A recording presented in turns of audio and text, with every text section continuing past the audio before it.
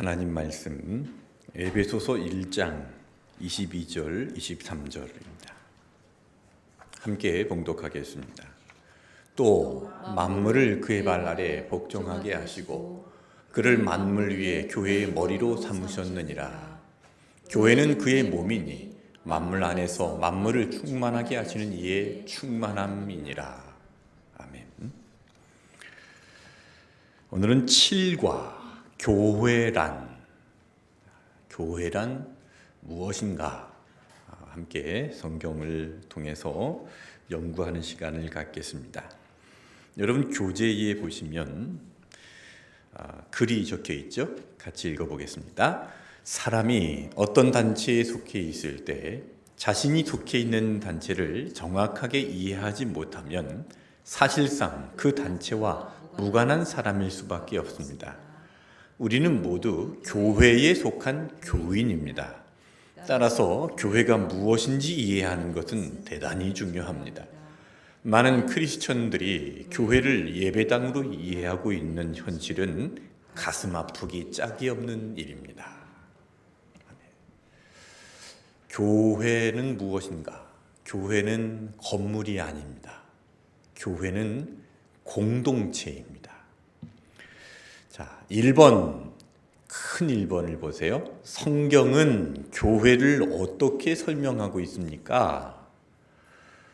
자, 교회는 건물이 아니라고 말씀을 드렸습니다. 그러면 이 건물은 무엇입니까? 옛날 어르신들은 건물을 교회당, 예배당이라고 했습니다. 그러니까 여러분이 앉아있는 이 건물을 온누리 교회당, 온누리 교회 예배당 이렇게 부르는 것이 정확합니다. 여의도에 가면 국회의사당이 있죠. 국회의사당 안에서 뭐가 모입니까? 국회가 모입니다. 국회의사당이라고 했을 때는 건물을 말하는 것이고 그 안에서 모여지는 국회는 모임을 말하는 겁니다. 모임 회자를 써서 모임을 말하는 겁니다. 마찬가지로 이 건물도 그렇습니다. 교회의 건물은 교회당, 예배당이라고 하고 이 교회 안에서 모이는 공동체를 교회라고 합니다. 자, 고린도전서 1장 1절부터 3절 읽어보겠습니다.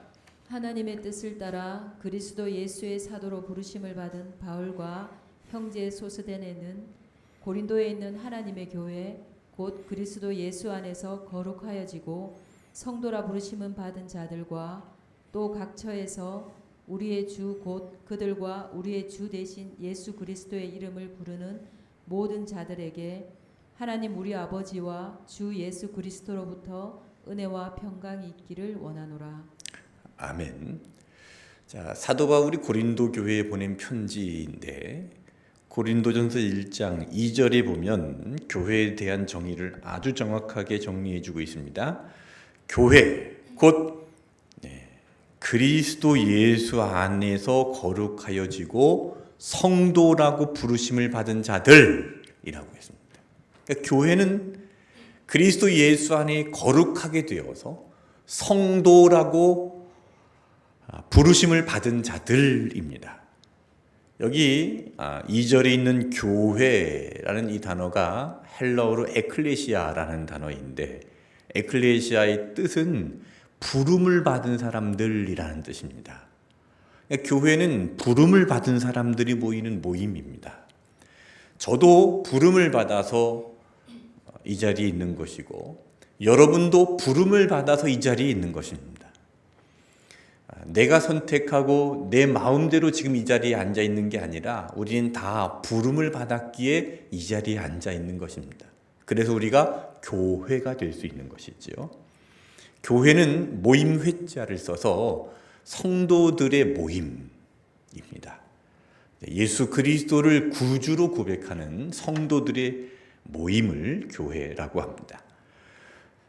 성경에 보시면 두 번째, 여러분 유인물을 보셔야 되겠네요. 마태복음 16장 13절부터 18절을 저와 여러분이 한 절씩 교독하겠습니다. 예수께서 빌립보 가이사랴 지방에 이르러 제자들에게 물어 이르시되 사람이 인자를 누구라 하느냐? 이르되 더러는 세례 요한 더러는 엘리야 어떤 이는 에레미야나 선지자 중에 하나라 하나이다. 이르시되 너희는 나를 누구라 하느냐. 시몬 베드로가 대답하여 이르되 주는 그리스도시요 살아계신 하나님의 아들이시니이다. 예수께서 대답하여 이르시되 바요나 시모나 내가 복이 있도다. 이를 내게 알게 한 이는 혈육이 아니요 하늘에 계신 내 아버지시니라. 또 내가 내게 이르노니 너는 베드로라 내가 이 반석 위에 내 교회를 세우리니 음부의 권세가 이기지 못하리라. 네, 아주 중요한 말씀인데 이 말씀 가지고 한 1년 전에 교회에서 강해를 했었습니다. 마태복음 강해할 때 다루었던 본문인데 유대인들은 오랫동안 메시아를 기다렸습니다. 자신들을 죄로부터 구원해 줄 메시아를 기다렸습니다. 이 베드로가 예수님을 향해서 이 고백을 하는 겁니다. 주는 그리스도시요 살아계신 하나님의 아들이십니다. 이 최초의 고백입니다. 지금까지 이 고백을 한 사람이 없습니다. 그리고 이 고백은 아주 놀라운 고백입니다. 지금까지 우리가 기다려온 메시아가 바로 당신입니다. 예수님 앞에서 그것을 고백하고 있는 겁니다. 당신이 하나님의 아들이십니다. 당신이 그리스도이십니다. 우리가 지금까지 고대하고 기다렸던 분이 바로 당신이십니다. 라는 고백이었습니다. 자, 이 고백을 예수님께서 들으시고 뭐라고 하셨습니까? 18절 말씀에 내가 네게 이르노니 너는 베드로라. 원래 이름은 시몬입니다. 그런데 예수님께서 베드로라고 별명을 붙여주신 것이죠. 그러니까 반석이라는 뜻입니다. 이때부터 이제 베드로라는 이름이 시작이 됩니다. 이 반석 위에 내 교회를 세우리니 그랬죠. 여기서 이 반석 위에 내 교회를 세우겠다는 것은 신앙 고백 위에 교회를 세우겠다는 뜻입니다. 그러니까 베드로라는 개인, 베드로라는 사람 위에 내 교회를 세우겠다는 것이 아니라 베드로가 주는 그리스도시요 살아계신 하나님의 아들이십니다 라고 한 이 고백의 터 위에 교회를 세우겠다라는 뜻입니다.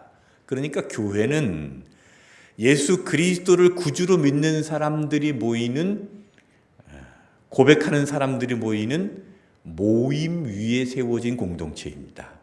이 자리에 앉아 계신 분들은 다 예수님을 그리스도로 믿으시지요? 예수님이 하나님의 아들 되심을 믿으시지요? 예수님이 하나님 아들 되심을 믿는 사람들이 모여 있기 때문에 우리가 교회인 것입니다. 자, 그리고 18절 말씀에 보시면 예수님께서 내 교회를 세우리라 하셨습니다. 여기 내 교회를 세운다 하는 이 내를 3인칭으로 바꾸어서 해석하면 누구의 교회가 되는 겁니까? 예수님의 교회가 되는 겁니다. 그러니까 예수님께서 내 교회를 세우리라 그랬습니다. 그러니까 교회는 누구의 것입니까? 예수님의 것입니다. 교회는 목사의 것이 아닙니다. 장로교회라 그래서 장로교회는 장로님들의 것이 아닙니다. 교회는 어느 개인의 사람의 것이 아니라 교회는 다 예수님의 것입니다. 예수님께서 내 교회를 세우리라 하셨습니다. 예수님의 교회입니다. 그런데 주도권을 가지고 싸우려고 하고 다투려고 하고 내 마음대로 하는 교회는 교회가 될 수 없고 그 교회는 결국 무너지는 겁니다. 그래서 우리 온누리 교회의 목적을 우리가 잘 기억해야 됩니다. 여기 앞에 적혀 있죠. 같이 읽어볼까요? 예수님의 사람들이 모여 예수님의 교회를 세우는 온누리 교회. 누구의 교회를 세운다고요? 예수님의 교회를 세우는 겁니다. 자, 교재에 보시면 두 번째 큰 2번입니다. AD 381년입니다. 예수님께서 이 땅에 오신 이후에 381년 교회는 니케아 콘스탄티노플 신조를 통해서 네 가지를 고백했습니다. 우리는 하나이고 거룩하고 보편적이고 사도적인 교회를 믿는다라고 고백을 했습니다. 이 네 가지의 고백이 교회의 정체성을 잘 정의해주고 있습니다. 그래서 이 네 가지의 고백이 어떤 뜻을 가지고 있는지를 한 가지씩 살펴보겠습니다. 첫 번째, 우리는 하나이고 교회는 하나의 교회입니다. 교회가 하나가 되는 이유가 무엇일까요? 자, 에베소서 4장 말씀을 읽어보겠습니다. 에베소서 말씀은 교회가 무엇인지를 우리에게 잘 설명해 주는 말씀입니다. 에베소서 4장 3절부터 6절 읽어보겠습니다. 평안에 매는 줄로 성령이 하나 되게 하신 것을 힘써 지키라. 몸이 하나요 성령도 한 분이시니 이와 같이 너희가 부르심의 한 소망 안에서 부르심을 받았느니라. 주도 한 분이시요 믿음도 하나요 세례도 하나요 하나님도 한 분이시니 곧 만유의 아버지시라. 만유 위에 계시고 만유를 통일하시고 만유 가운데 계시도다. 아멘. 자, 교회가 하나 되어야 되는 이유가 무엇일까요? 에베소서에서는 이렇게 말씀합니다. 성령도 한 분이시요 주도 한 분이시요 세례도 하나요 하나님도 한 분이시다. 그러니까 교회가 하나가 되어야 되는 이유는 우리가 믿는 하나님이 한 분이시기 때문입니다. 저는 제주도에서 태어나서 제주도 서귀포에 있는 서귀포 교회를 다녔습니다. 서귀포 교회에서 믿은 하나님과 지금 우리 온누리 교회에서 믿는 하나님이 다른 하나님인가요? 한 분 하나님이죠. 얼마 전에는 서울에 있는 온누리 교회 이재훈 목사님을 만났습니다. 그랬더니 포항 온누리 교회와 서울 온누리 교회가 이름이 같으니까 우리 잘해봅시다 그랬더라고요. 자, 서울 온누리 교회와 우리 포항 온누리 교회는 이름만 같은 것이 아니라 같은 하나님을 믿기 때문에 한 교회인 것입니다. 여기서 하나의 교회라고 하는 것은 하나의 모임을 말하는 의미가 아닙니다. 하나의 교회라는 것은 한 분 하나님, 한 분 성령님, 한 분 예수 그리스도를 믿는 모임, 목적이 하나라는 의미에서 하나의 교회라는 뜻입니다. 그런데 교회는 어떻습니까? 교파들이 나눠져 있죠. 자, 교재에 보시면 현실적으로 여러 종파와 교파가 존재하는 이유가 있습니다. 여러 종파가 있죠. 장로교가 있고 장로교 안에서도 합동 측이 있고 통합 측이 있고 기장 측이 있고 그리고 또 다른 교단은 순복음이 있고 순복음 교회 안에도 교파가 있고 감리교도 있고 감리교 안에도 교파가 있고 성결교도 있고 침례교도 있고 많습니다. 왜 이렇게 많은 분파들이 존재하는 것일까요? 그리고 교회는 하나라고 했는데 이러한 다양성을 우리가 어떻게 이해를 해야 될까? 이런 예를 들어보겠습니다. 저는 저희 집에 가족이 저와 함께 살고 있는 가족이 4명이 더 있습니다. 아내, 그리고 군대 가 있는 아들, 대학생 아들, 고등학생 아들. 만약에 이 4명이 저에 대해서 글을 쓴다고 하면 각자가 다른 내용으로 쓸 것입니다. 똑같은 내용으로 쓸 수 없습니다. 만약 똑같은 내용이 나오면 그것은 누구 것을 갖다가 베낀 것입니다. 각자 아내는 아내의 입장에서 저를 보고 글을 썼을 것이고 그리고 큰 아들은 지금 군인이니까 군인의 입장에서 썼을 것입니다. 그리고 둘째는 대학생이니까 대학생의 입장에서 쓰고 막내는 고등학생이니까 고등학생의 입장에서 쓰겠죠. 다 각자의 그 환경과 각자가 하고 있는 성품을 가지고 그 인격에 따라서 저를 보고 저에 대해서 기술을 하는 글을 쓸 것입니다. 이 내용이 다 다르겠죠. 다 다르다고 해서 이것이 거짓입니까? 거짓은 아닙니다. 다 사실적인 것입니다. 다 사실적인 것인데 조금씩 다른 각자의 관점에서 다르게 썼을 것입니다. 저에 대해서 정확하게 알려면 아내가 쓴 글만 읽어보면 정확하게 알 수 있겠습니까? 조금 부족하겠죠? 물론 잘 쓰겠지만 아들이 쓴 것도 읽어보고 저 아들이 쓴 것도 읽어보고 이 아들이 쓴 것도 읽어보고 4개를 다 읽어보면 저에 대해서 더 입체적이고 풍성하고 정확하게 인지를 할 수 있을 것입니다. 성경에 사복음서가 있는 이유가 그것입니다. 마태복음, 마가복음, 누가복음, 요한복음이 있는데 마태는 직업이 세리였습니다. 꼼꼼한 사람입니다. 이 마태는 예수님께서 나를 따르라 했을 때 모든 것을 버려두고 따라갔지만 펜은 들고 따라갔답니다. 그 들고 간 펜으로 예수님의 사역을 꼼꼼하게 기록을 했습니다. 그리고 마가는 청년이었습니다. 그리고 누가는 의사였습니다. 과학적으로 의학적으로 기록을 했습니다.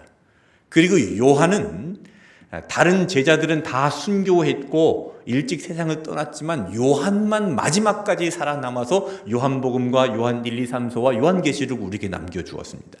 그러니까 노인의 관점에서 요한복음을 기록했습니다. 그러니까 마태의 관점, 청년 마가의 관점, 의사 누가의 관점, 그리고 노인인 요한의 관점에서 4개의 복음서를 써서 우리에게 전해 주었는데, 자, 이 4개의 복음서가 조금 다르다고 그래서 이것이 거짓입니까? 아니죠. 이것이 다 사실적인 것이지만 각자의 관점에 따라서 이렇게 다르게 기술이 될 수 있는 것인데, 마태복음만 보고서 우리가 예수님을 잘 알 수 없습니다. 누가복음도 봐야 되고 마가복음도 봐야 되고 요한복음도 봐야 됩니다. 이렇게 4가지의 복음서를 통해서 예수님에 대해서 우리가 입체적으로 그리고 더 자세히 알 수 있는 것입니다. 자, 이처럼 교회도 마찬가지입니다. 교회는 다양한 종파가 있습니다. 예수 그리스도에 대해서 다양한 이해와 다양한 표현 방식이 있는 것입니다. 그것을 어느 것은 옳다, 나는 이것만 추구하겠다, 이것만 맞다라고 우기는 것은 어리석은 것이죠. 다양한 표현 방법이 있기 때문에 다양한 것을 통해서 예수님을 더욱 깊이 알 수 있게 되는 것입니다. 서로를 인정하고 배울 것은 배우고 받아들이는 지혜가 필요한 겁니다. 과거에는 우리나라에 들어왔던 그 여러 종파들이 성향이 아주 뚜렷했습니다. 순복음교회는 장점이 뭐였습니까? 뜨거웠죠. 예배 시간에 찬양하고 박수치고 통성기도하고. 반면에 장로교는 어땠습니까? 조용했습니다. 순복음교회는 뜨거운 반면 약한 것이 무엇이었냐면 교리적인 것과 그리고 성경 해석에 대한 부분이 좀 약했습니다. 장로교는 교리적인 것과 성경 해석적인 것은 강했는데 뜨겁지 못했습니다. 근데 지금은 조금 많이 달라졌죠. 순복음 교회도요, 이제는 성경 강해도 많이 하고 교리 교육도 많이 합니다. 그리고 장로교도 이제는 뜨겁게 예배 시간에 찬양하고 통성 기도하고 많이 이제 서로를 인정하면서 존중하면서 받아들일 것은 받아들이고 이런 다양한 방법을 통해서 예수 그리스도를 깊이 이해하는 것입니다. 교파는 여러 가지지만 서로 인정할 것들을 인정하면서 폭넓고 입체적으로 하나님과 예수님을 알아가는 것이지요. 그래서 이 교파가 다양함을 통해서 우리는 예수님을 더 깊이 이해할 수 있고 따를 수 있게 해주는 겁니다. 다르다고 해서 그것이 틀린 것이 아닙니다. 마태복음, 마가복음, 누가복음, 요한복음이 각자 다르지만 그것이 틀린 것이 아니라 각자의 관점에서 다양한 표현을 쓴 것처럼 교파와 종파가 그렇게 다양한 표현의 방법을 통해서 하나님을 알아가는 것입니다. 자, 두 번째, 거룩한 교회인데, 여러분, 교회는 거룩한 공동체입니다. 자, 거룩한 이유가 무엇일까요? 우리는 교회를 성도들을 서로를 부를 때 성도라고 부릅니다. 그렇죠? 우리 옆에 계신 분들에게 한번 불러보세요. 성도님. 익숙하죠? 성도님. 아니, 나는 권사인데 왜 나한테 성도라고 부르나? 그런 분 안 계시겠죠? 원래 이 성도라는 이름이요, 거룩한 사람이라는 뜻입니다. 자, 이번에는 거룩한 사람이요 한번 불러보겠습니다. 좀 앞에다가 좀 감탄사를 넣어주세요. 오, 거룩한 사람이요. 어떠세요? 좀 이상해요? 성도라고 부를 땐 괜찮았는데 오, 거룩한 사람이요, 그러니까 좀 이상합니까? 똑같은 단어입니다. 오, 거룩한 사람이요. 근데 왜 나는 거룩한 사람이 아닌데 내가 거룩한 사람이라고 그렇게 불림을 받아도 되나? 그렇게 생각하실 수도 있는데, 나는 부족하고 나는 죄인인데 내가 어떻게 거룩할 수 있나 생각이 들 수도 있습니다. 여러분, 그러나 이것은 내가 어떤 자격으로 인해서 거룩해지는 것이 아니라 하나님께서 우리를 거룩하다고 인정해 주셨기 때문에 가능한 일입니다. 내가 의롭게 되는 것은 내 공로나 내 의지와 내 노력이나 내가 구제를 하고 봉사를 하고 선한 일을 해서 의롭게 되는 것이 아니라 믿음으로 의롭게 되는 겁니다. 하나님께서 말씀하신 말씀대로 예수 그리스도를 믿었기에 하나님께서 너를 의롭다라고 칭하여 주셨죠. 그래서 우리가 의로운 하나님의 백성으로 살아갈 수 있는 것처럼, 우리가 거룩하지 못하고 나는 죄인이고 나는 부족하지만 하나님께서 우리를 거룩하다 인정해 주셨기 때문에 우리가 거룩한 성도가 된 것입니다. 옆에 있는 분들에게 다시 한번 영혼의 마음을 담아서 오 거룩한 사람이요. 네. 아멘. 우리는 부족하지만 거룩한 사람입니다. 자, 우리가 거룩한 사람이 된, 성도가 된 것을 에베소서 1장 22절 23절에서 말씀합니다. 오늘 본문 말씀입니다. 읽어보겠습니다. 또 만물을 그의 발 아래에 복종하게 하시고 그를 만물 위에 교회의 머리로 삼으셨느니라. 교회는 그의 몸이니 만물 안에서 만물을 충만하게 하시는 이의 충만함이니라. 네, 교회는 그의 몸이니 그랬죠. 그러니까 만물 안에서 만물을 충만하게 하시는 충만함이니라. 그러니까 우리는 예수 그리스도의 몸입니다. 그러니까 예수 그리스도는 머리가 되시고 우리는 예수님의 몸입니다. 그래서 교회는 예수님의 거룩함이 반영이 되어서 예수님을 믿고 따르는 우리들도 거룩한 존재로 살아가는 겁니다. 이 거룩함은요, 내 공로나 내 행위가 아닙니다.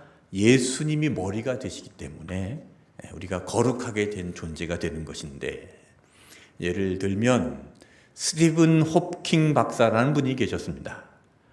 아시죠? 지금은 돌아가셨지만 그분이 루게릭 병으로 인해서 온 몸에 마비가 됐습니다.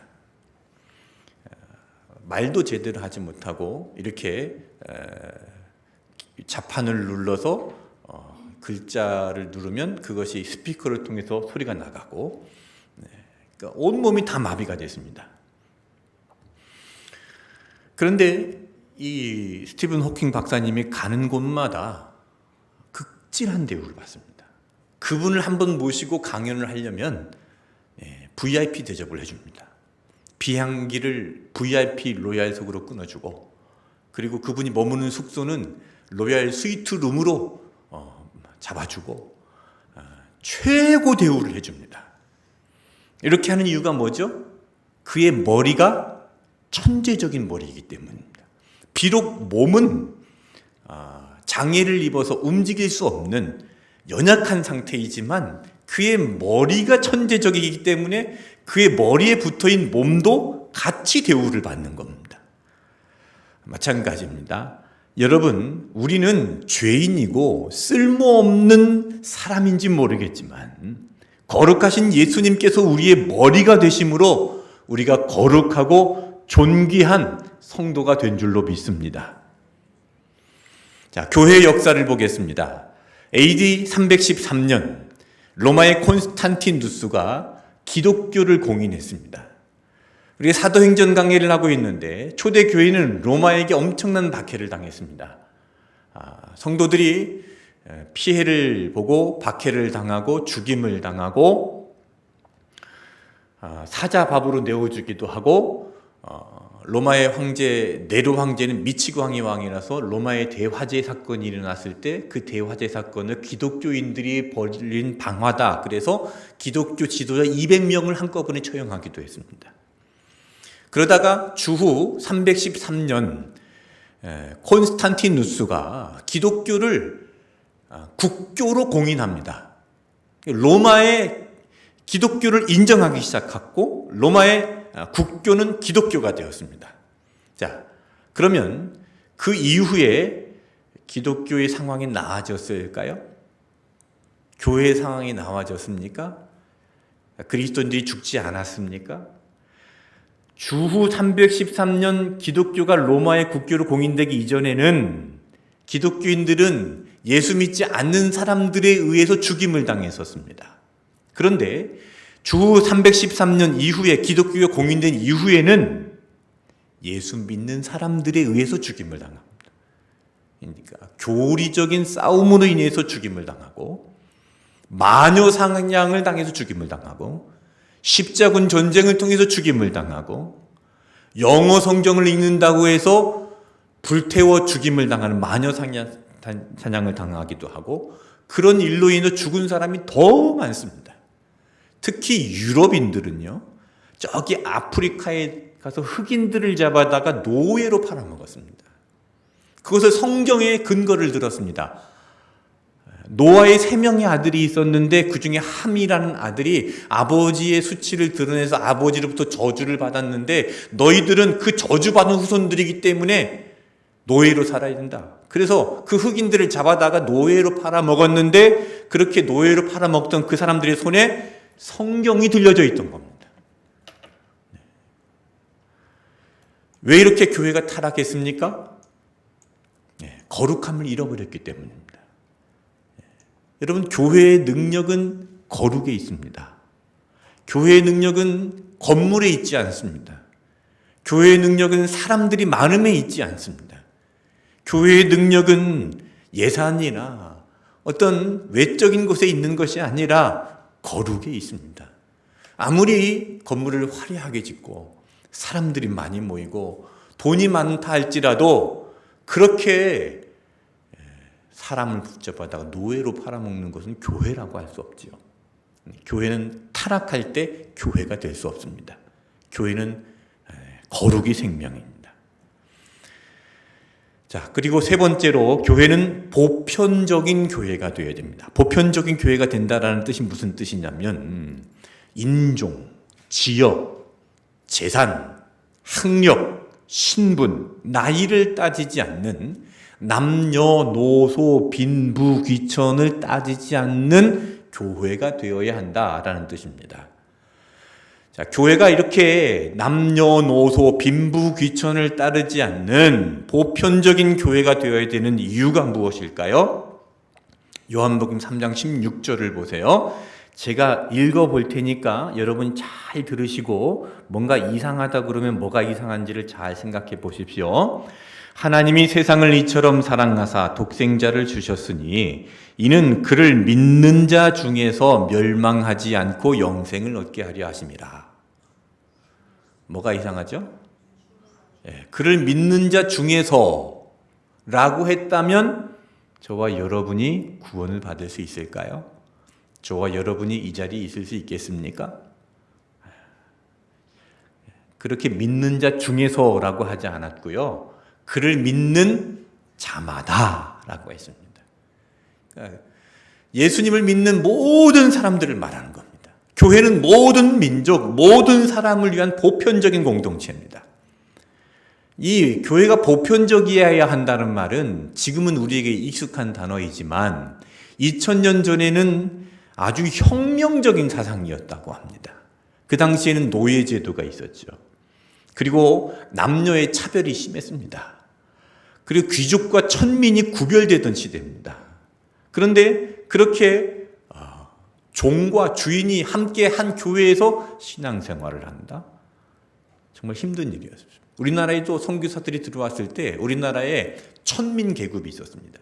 가장 낮은 계층이 천민이었고 그 천민들이 하는 일은 이제 성 밖에서 이제 소 잡고 돼지 잡는 백정 일을 했었습니다. 그런데 그들에게도 복음이 전해지고 그들이 교회로 들어오니까 양반들이 아니 저런 쌍놈들하고 어떻게 우리 같이 예배를 드릴 수 있느냐. 우리는 따로 가서 예배 드리겠다. 교회를 만들었습니다. 그 교회가 어떻게 되었을까요? 얼마 가지 않아서 망했습니다. 교회는 교회가 될 수 없습니다. 교회는 우리들끼리의 교회가 될 수 없습니다. 천민과 양반이 함께하는 보편적인 교회가 진짜 교회입니다. 서울에 하용조 목사님이 개척하신 교회 중에 연예인 교회가 있었습니다. 그러니까 연예인들이 다니는 교회였습니다. 지금은 다행히도 이름이 뭐라고 바뀌었냐면 예능교회라고 바뀌었죠. 그리고 거기는 연예인들 말고 다른 일반인들도 들어갑니다. 근데 처음에는 연예인이 아니면 그 교회에 들어갈 수가 없었습니다. 그러면 그게 교회입니까? 교회가 아닙니까? 교회가 될 수가 없습니다. 그건 선교회나 신우회는 될 수 있겠죠. 그런데 교회는 될 수 없습니다. 왜? 연예인이 아닌 사람들은 못 들어가기 때문에. 특별한 계층이 있는 사람만 들어갈 수 있기 때문에 그건 교회라고 볼 수 없는 것입니다. 여러분 이 양덕 지역에도 그런 교회들이 있다고 들었습니다. 어떤 공동체는 대학에 있는 어떤 교수님이 공동체를 만들어서 이 공동체에는 그 학교를 졸업한 학생들만 예배를 드린다.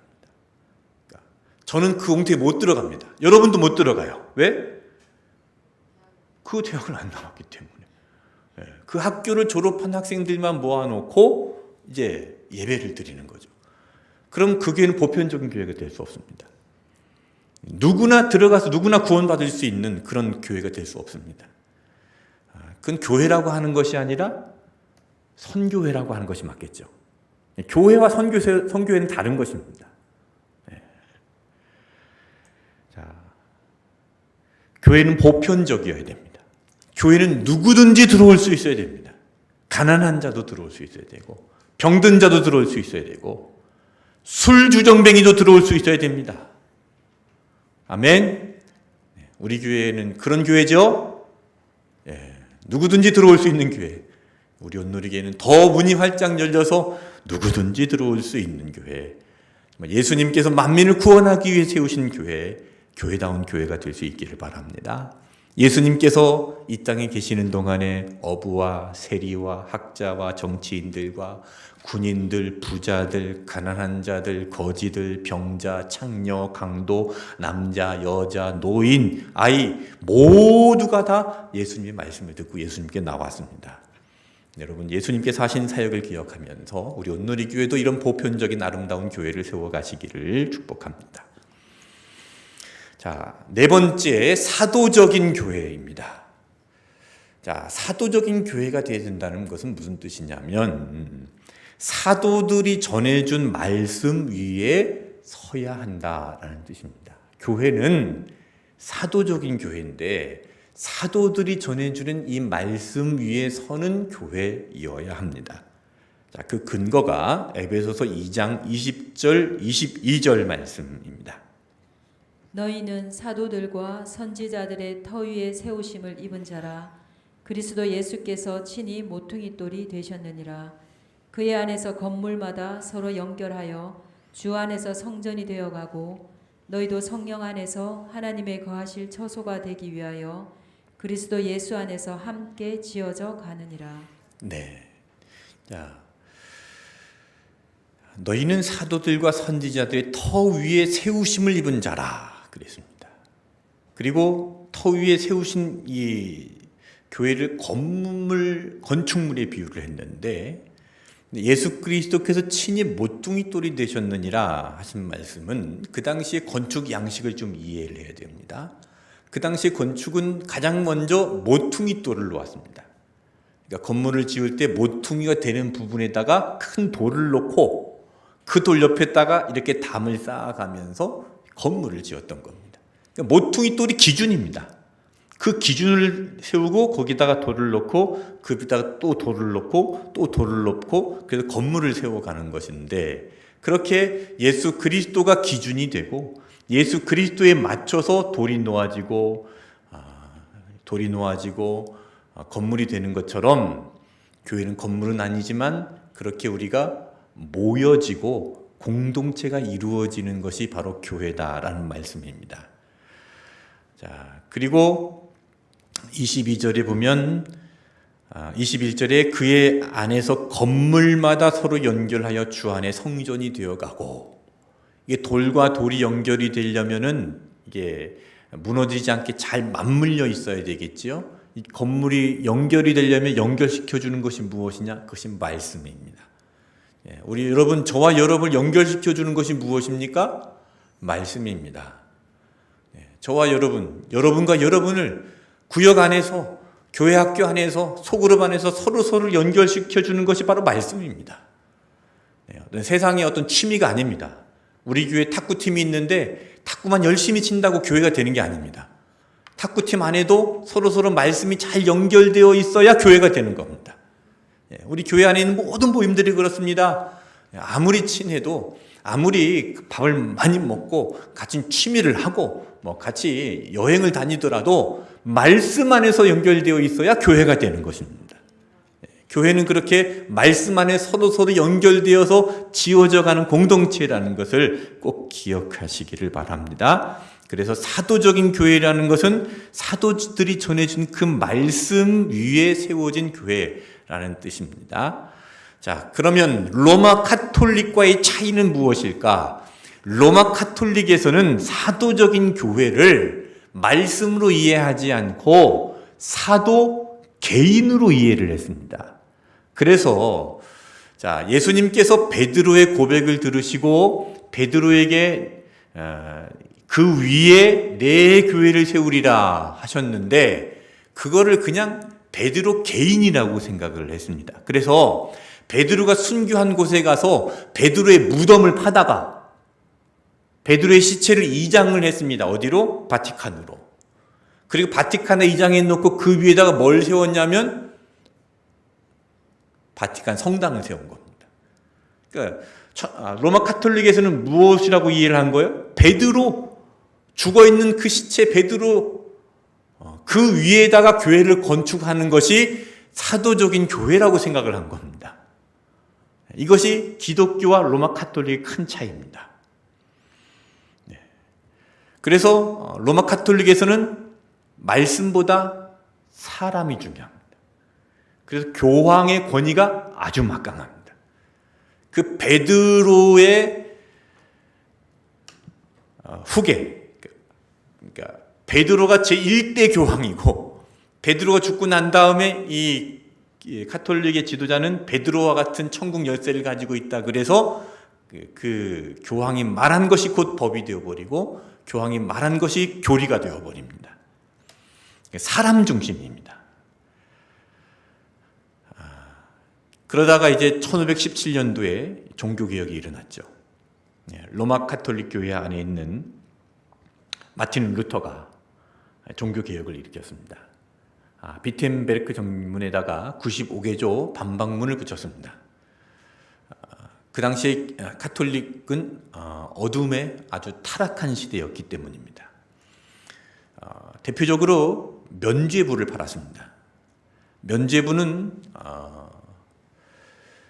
베드로 성당을 짓다가 성전 건축 헌금이 부족해서 교황이 면죄부를 만들어 파는 겁니다. 성경에 있는 내용이 아닙니다.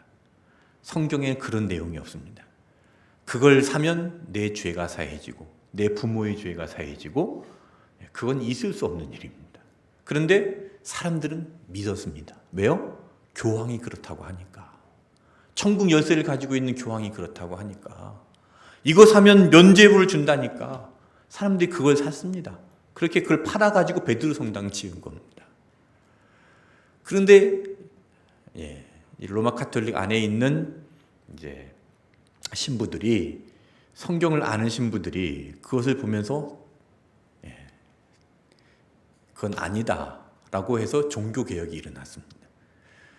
종교개혁이 일어나면서 이제 마틴 루터가 가장 먼저 했었던 것은 성경을 번역하는 일을 했습니다. 그 당시 로마 카톨릭 교회 성도들은 성경을 읽지 못했습니다. 성경은 라틴어 성경으로 되어 있기 때문에 헬라어 성경으로 되어 있기 때문에 성경을 읽지 못했습니다. 그러니까 성경을 읽지 못하니까 성경을 모르죠.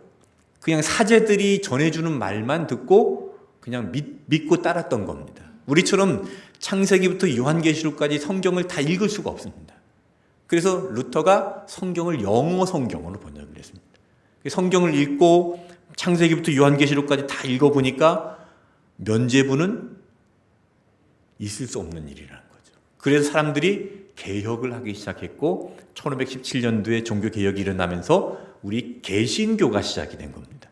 그러니까 우리 온누리교회는 우리 교회는 개신교회입니다. 그렇게 종교개혁의 운동을 일어난 개신교회. 그 개신교회 종교개혁이 일어나면서 오직 믿음으로, 오직 은혜로, 오직 성경으로 돌아가자. 그래서 개혁운동을 일으켰습니다. 성경을 잘 읽어야 됩니다, 여러분. 성경을 읽어야 하나님을 알 수 있습니다. 성경을 읽어야 예수 그리스도를 알 수 있습니다. 성경을 읽지 않고는 교회가 될 수 없습니다. 성경을 모르고 말씀을 모르면 그렇게 현혹이 되는 겁니다. 면죄부 같은 것에 현혹돼 가지고 야, 이거 사면은 나도 구원받고 돌아가신 우리 어머니도 구원받고 아버지도 구원받으니까 이거 사야 되겠다. 그거는 진짜 구원이 될 수 없겠죠. 네. 근데 며칠 전에 아내가 그 얘기를 해주는데요. 저도 잠깐 봤습니다. 허경영 씨가 면죄부를 팔고 있답니다. 백궁명패라고 그래서 그 하나에 300만 원이래요. 그거 사면은 죄가 사해진답니다. 여러분 사시겠습니까? 그거 사면 천국 간대요. 그거 사면은 모든 죄가 되지 않습니다. 내 마음대로 살아도 됩니다. 그리고 그거 사면은 그 하늘궁이라는 곳에 들어가서 이제 천국에 뭐 말씀을 들을 수 있답니다. 근데 사람들이요 엄청나게 많이 몰려든답니다. 왜 그 사람들은 그렇게 거기 빠져 있을까요? 성경을 모르기 때문에, 하나님 말씀을 읽지 못했기 때문에 그 사람이 하는 말이 곧 하나님 말씀처럼 들리는 겁니다. 그래서 여러분 성경을 읽어야 됩니다. 사람의 말을 듣지 말고 하나님의 말씀을 읽어야 됩니다.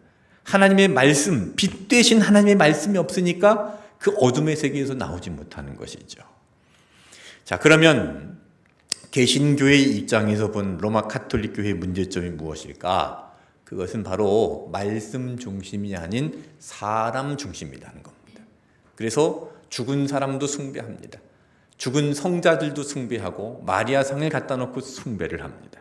그리고 교황의 권위에 최고의 권위를 둡니다. 교황이 말하는 것이 법이 되어버립니다.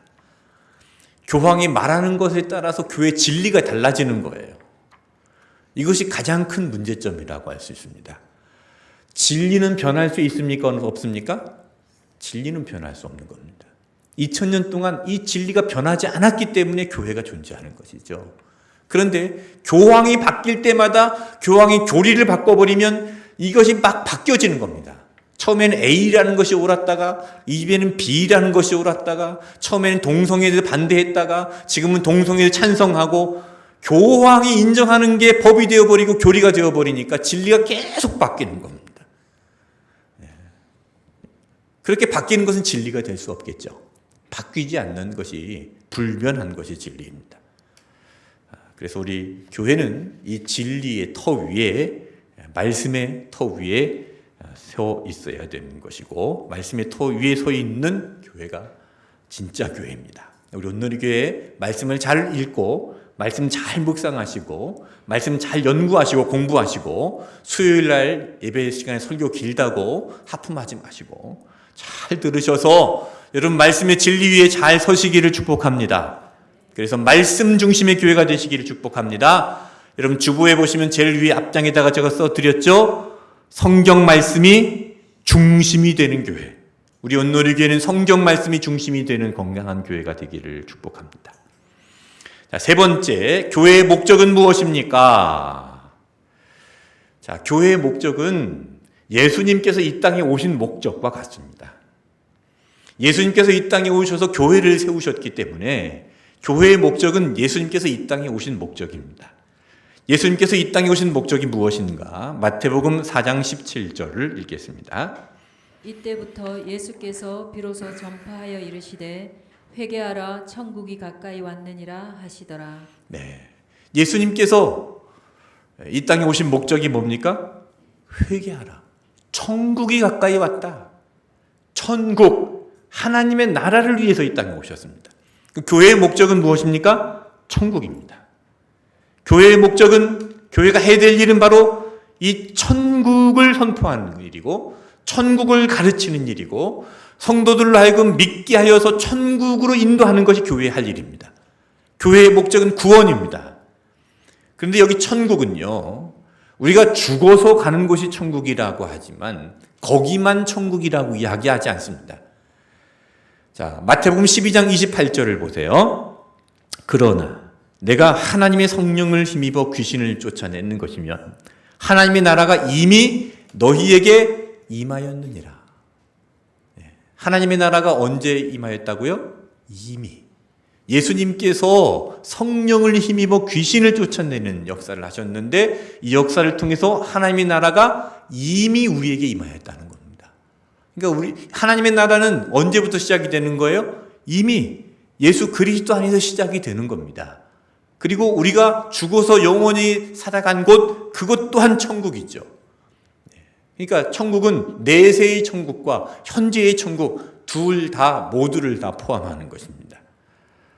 이런 천국을 이 땅에 구현하는 것이 교회의 목적이고 믿는 자들로 하여금 천국으로 인도하는 것이 교회의 목적입니다. 자, 네 번째, 성경적인 천국의 모델이 무엇인가? 자, 구체적으로 우리가 이런 천국을 어떻게 이루어갈 수 있을까요?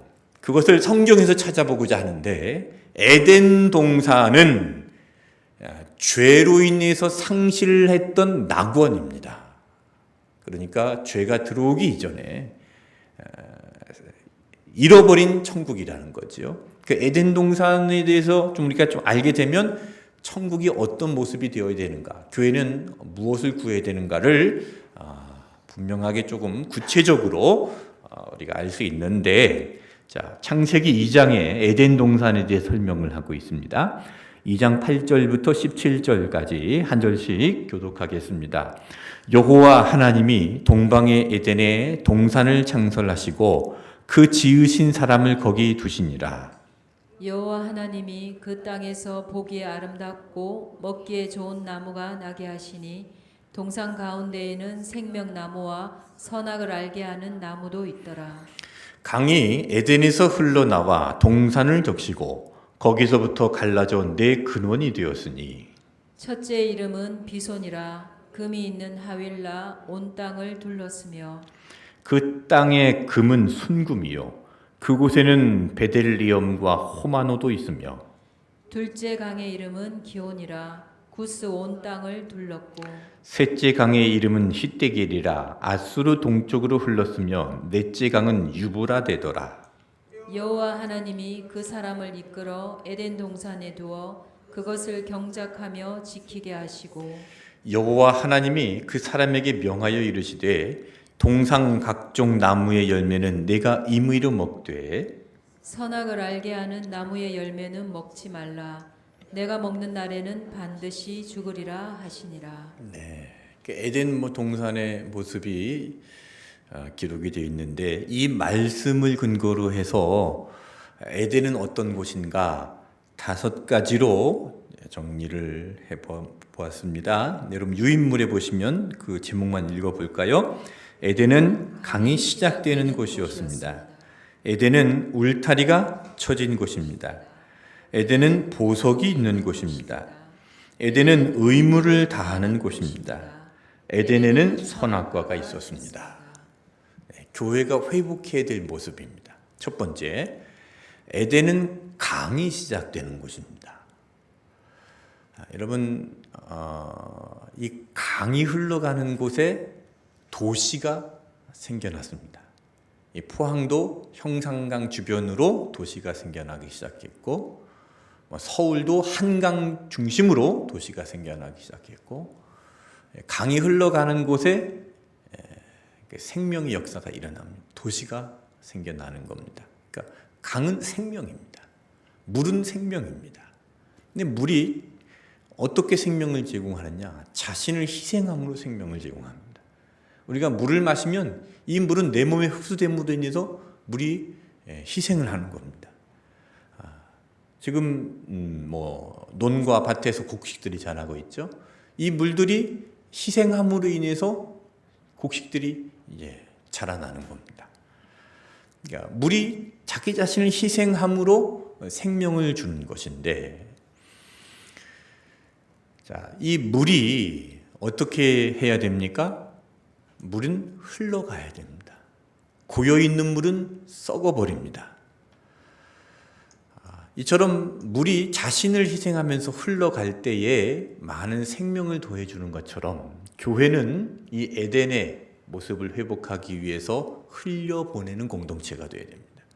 에덴으로부터 강이 흘러가듯이 교회로부터 흘러가야 됩니다. 흘러가야 건강한 교회입니다. 교회가 너무 계산에 밝아서는 안 됩니다. 이 계산에 밝으면 그것은 교회가 아니라 기업이 되어버립니다. 교회는 물론 모든 것을 아껴 써야 됩니다. 여름철에 에어컨도 아껴 써야 되고 겨울에 히터도 아껴 써야 됩니다. 근검 전략 솔선수범해야 됩니다. 그런데 사랑하기 위해서는 흘려보내야 됩니다. 사랑하는 것은 낭비하는 게 아닙니다. 자, 에덴에서 발원된 이 강의 특징은요, 한 방향으로만 흘러가지 않았습니다. 10절, 11절 말씀 보세요.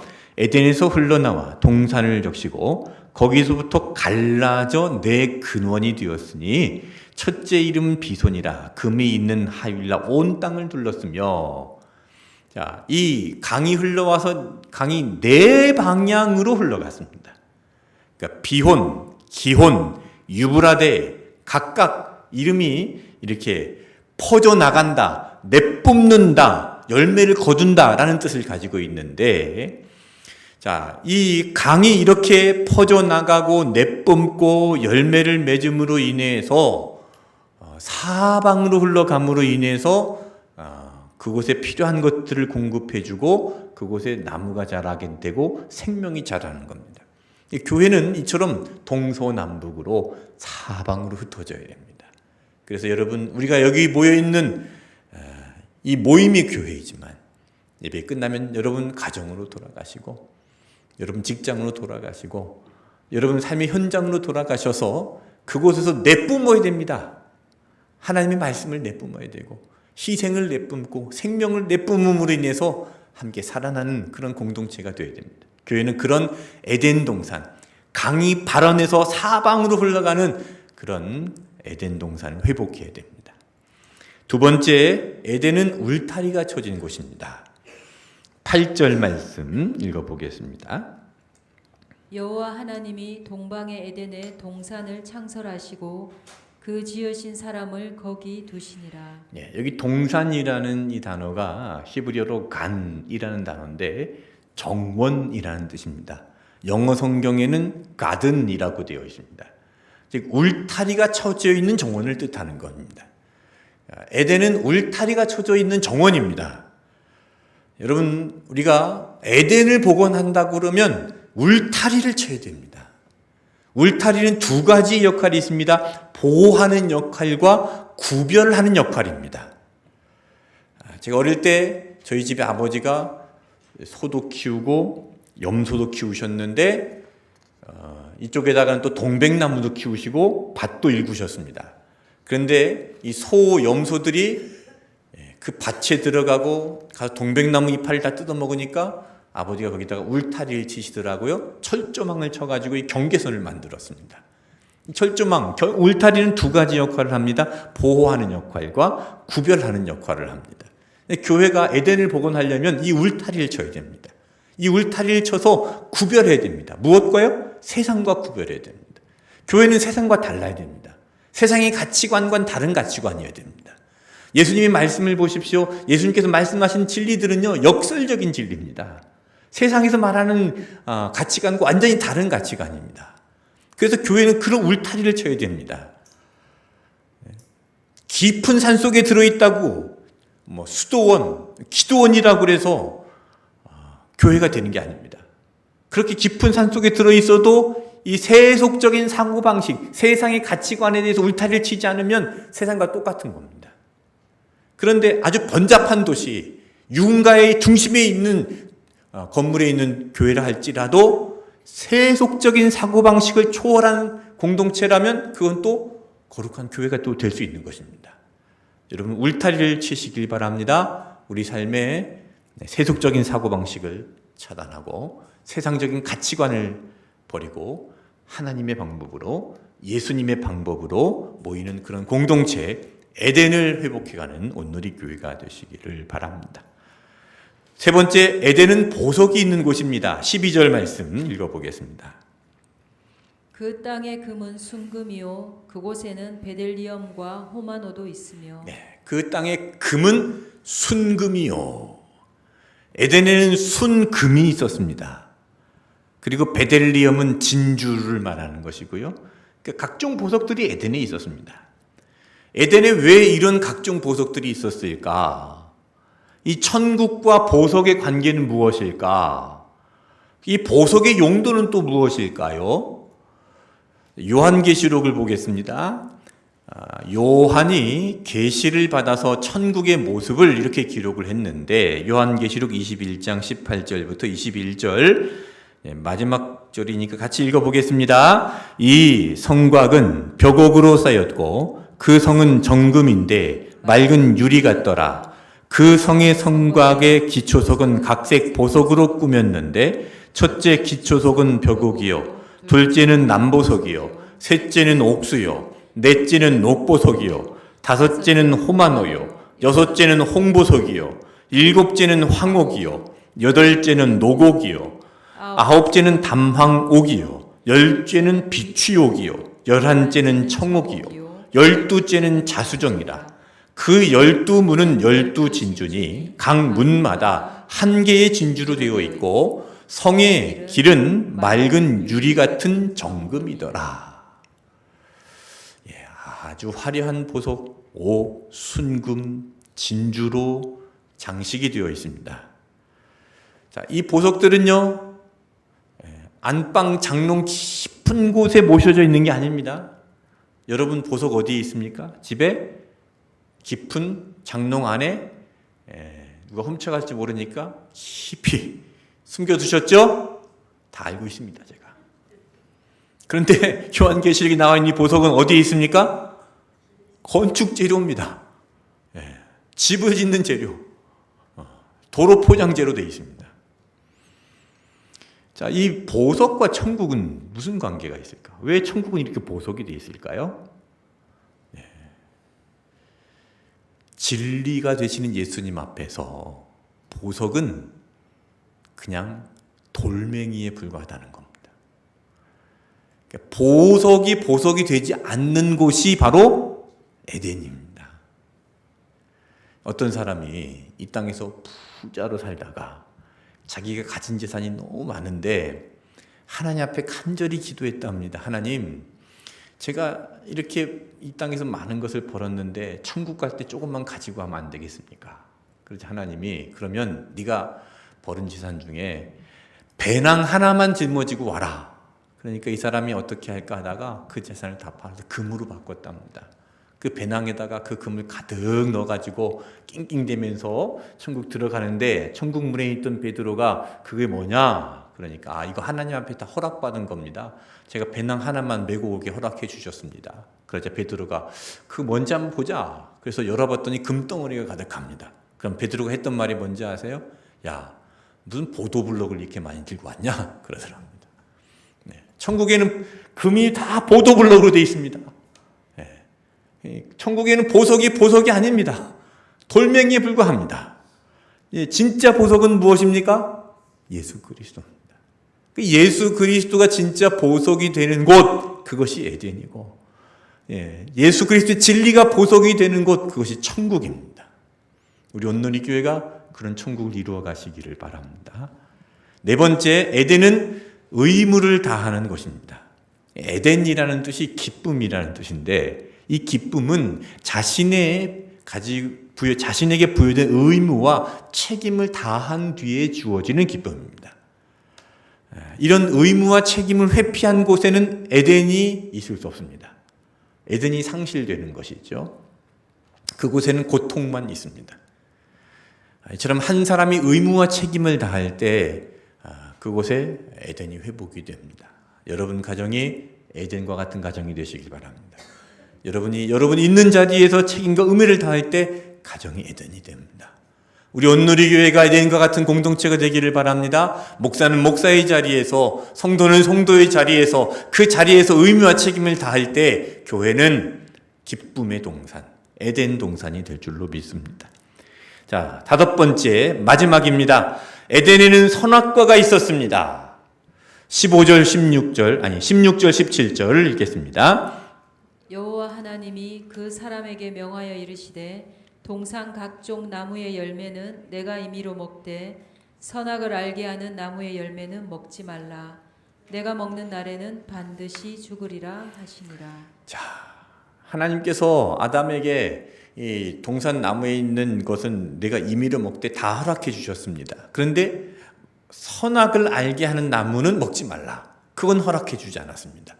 왜 선악을 알게 하는 나무를 허락해 주지 않으셨을까? 이것이 바로 사람과 하나님의 차이입니다. 그러니까 아담이 동산에 있는 모든 나무, 선악과까지도 다 자기 마음대로 할 수 있다면 하나님과 차이가 없습니다. 그런데 하나님께서 아담과 차이를 두시기 위해서 뭔 건들지 말라고 한 걸까? 선악과는 건들지 말아라. 이거는 너하고 나하고 차이다. 다 주는데 이건 건들면 안 된다.